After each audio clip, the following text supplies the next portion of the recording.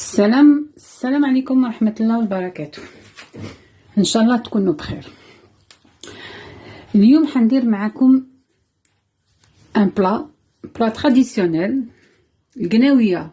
حنا نقولوا له القناويه في الجزائر، وكاين يقولوا له ملوخيه، وكاين يقولوا عنده اسم واحد اخر، كل واحد واش يقولوا. حنا نقولوا قناويه ان فرونسي سي لو غومبو. فوالا سي لو غومبو. انا نجيبو نغسلو نقيه نقسموه من في 4 مورسو، سا ديبون الحبه كبيره ولا صغيره. فوالا كاين اللي يقليه باش يعاود يديرو في لاصوص. انا لا انا نجيبها كما قلت لكم، نقيها نقطعها نحطها لو ساك دو كونجيلاسيون ونحطها في الكونجيلاسيون 24 ساعه، ما نزيدلهاش. كي نخرجها نديكونجليها ومن بعد نستعملها نطبخها. فوالا دوك ندير معكم لا غوسيت ان شاء الله تعجبكم.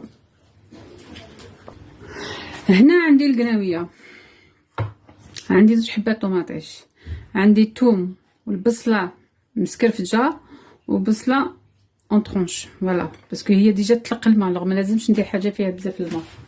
عندي حبيبات زيتون، اللي يحب يدير اللي يحب ما يديرش ما يديرش. عندي معدنوس وحشيش مقطفه، وعندي مورسو دو فيوند كما حبيتو، اللحم ولا الدجاج ولا بلاش كما بغيتو على حسب واش عندكم في الجدار تاعكم. عندنا الكركوما، بوف نوار، جينجومبر اي لو ساي اي دو لويل والزيت. الوغ فوالا هذا واش اللي قلنا. نبداو لا غوسيت. هنا نحط الزيت ونحط الملح،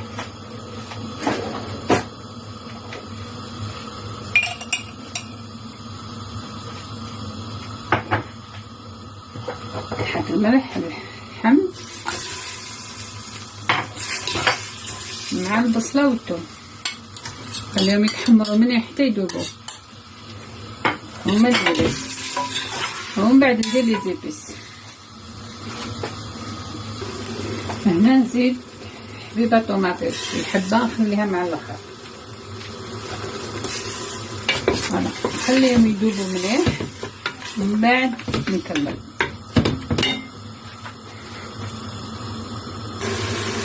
هنا راهي دابت البصله.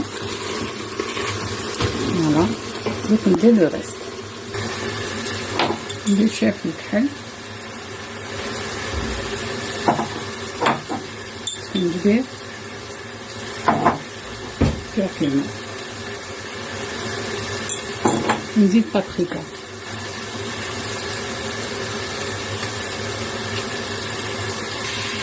نزيد شويه حشيش الكفار معدنوس، ونعمل زيت.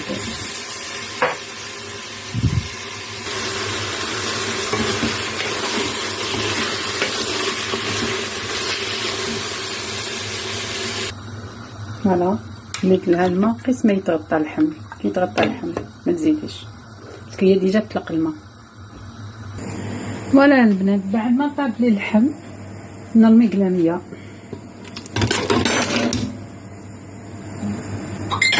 ونخليها طيب لاقه. نزيد لها طوماطيش اون طرونش،